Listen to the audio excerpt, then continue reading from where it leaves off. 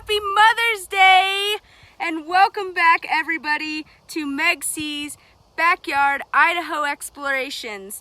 So this month, we're going to take some time to learn about all the various ways that we can explore water. And with it being Mother's Day and everybody wanting to make crafts that they usually are able to make in school, let's make one today right in your own backyard. So we're going to be making some bubble crafts today with a little bit of food dye, a little bit of bubble solution, and a whole lot of creativity from you all's part. All right, so before we get into these bubbles and this art, what is a bubble? And a bubble is air that is trapped and wrapped in a soap film. So, okay, what's soap film? Soap film is a mixture of soap molecules and water and maybe some other ingredients. It could be some glycerin or some light corn syrup, believe it or not. And this solution is made and mixed all together, and that is what actually holds that bubble intact. So I don't know if any of you all have ever blown bubbles in your chocolate milk just for fun, or we're doing the dishes, saw a straw and blew some bubbles. Same thing. So that soap film is there and it's forming around those bubbles and keeping them whole. So whenever we think about bubbles and we think about that soap film and the water, what do they have to do with one another? So if you think about it, the soap film acts like a sandwich layer in between the bubbles, or I'm sorry, in between. Let me start that over, sorry.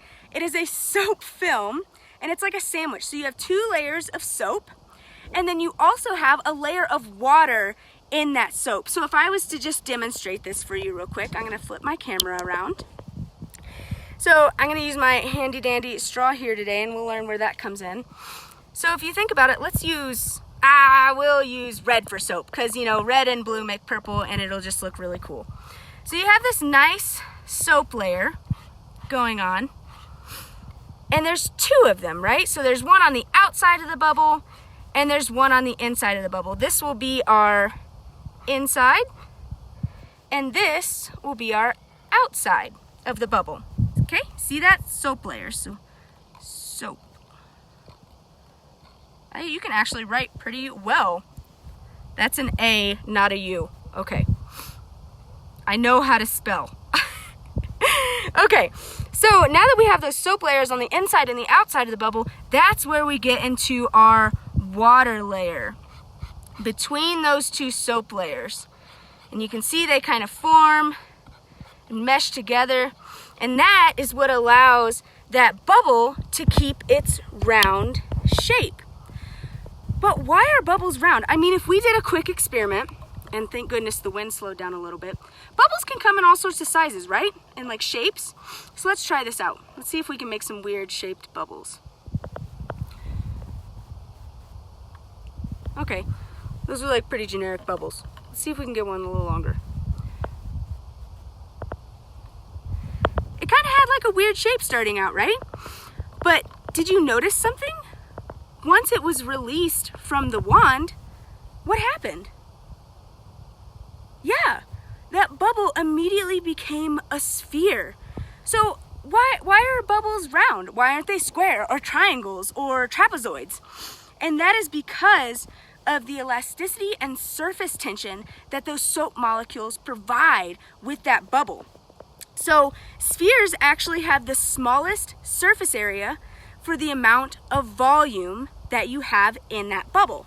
So, okay, make this a little bit more clear to me, Miss Megan.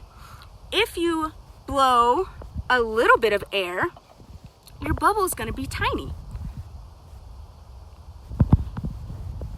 Tiny bubble. But if we tried to put a lot of air in that, that bubble gets bigger. And that's because the volume of air that we are putting in that bubble is changing the surface tension and allowing it to be larger or smaller. So that's a little bit of bubble science for you. But we all know that bubbles don't last forever, right? It'd be way cool if bubbles lasted forever. But bubbles pop. And why do they pop? And it could be because like they hit your hand, or they hit the grass, or they hit your wall, you know, wherever you're blowing those bubbles. Sometimes they pop mid-air. And a lot of that is because the water in that soapy sandwich, the water in that sandwich gets thinner and thinner because of evaporation. So that water is slowly escaping from the bubble, and it causes the bubble to pop because there's no water, you know, jiving between those soap layers, or because the bubble has encountered a different surface that actually breaks the soap layer molecules. So it breaks them up and it causes that bubble to pop. So like if a bubble hit your hand, you notice it pops just because there's probably some dirt on your hand, or some of those oils have interrupted that soap film layer and it actually caused the bubble to pop. So I hope you all have enjoyed a little bit about bubble science. And if you look in the links in this video, I cannot thank kidsdiscover.com enough for allowing me to learn a little bit about bubble science and bring that to you, and Brugly.com, which is actually the source for the craft that we're doing today. So with this craft, I'm just gonna flip over my little soap layer drawing here.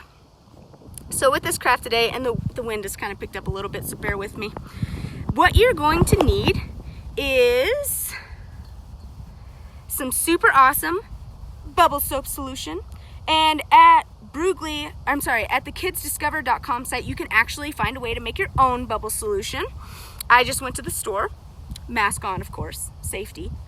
And you're gonna need some little containers that can hold enough bubble solution for you to dip your wand into. And they say about a tablespoon. My containers are about 2 tablespoons because they weren't shallow enough for me to dip my wand in. And you'll also need some food dye! And just a little PSA for this food dye, it does stain. So make sure wherever you're doing this craft, you either have layers of newspaper or cardboard or something to keep those surfaces nice.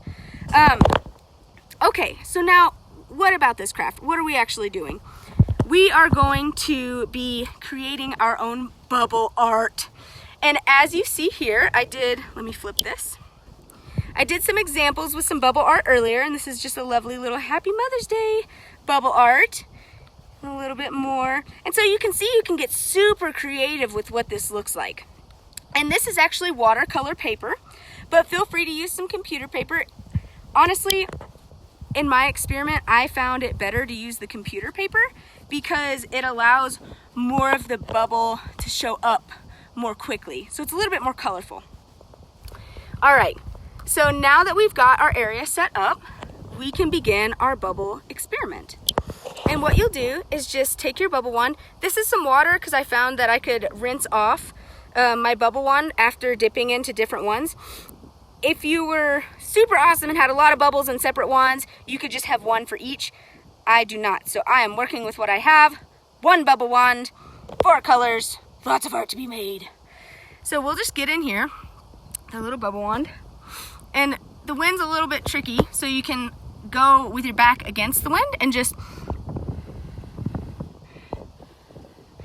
we'll do all of one and then all of the other. So super easy like that.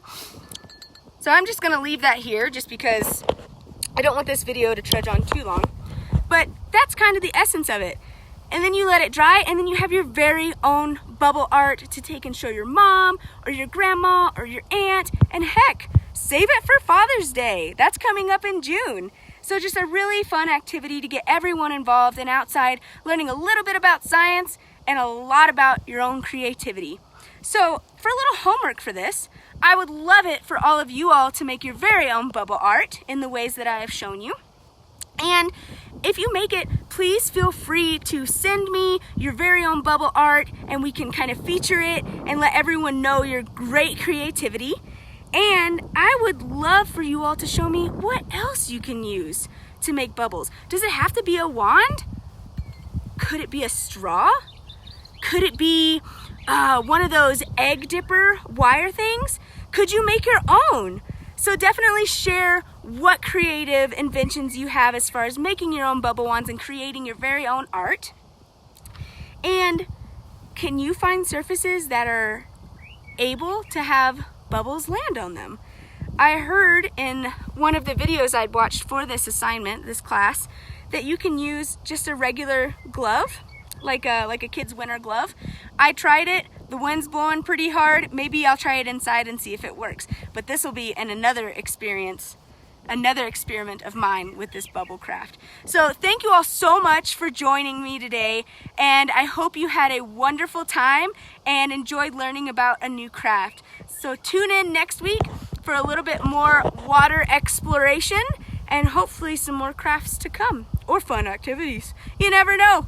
Thanks for tuning into MCBIE Idaho, or Backyard Idaho. Have a wonderful, wonderful weekend, and kiss your mothers. They deserve it. All right.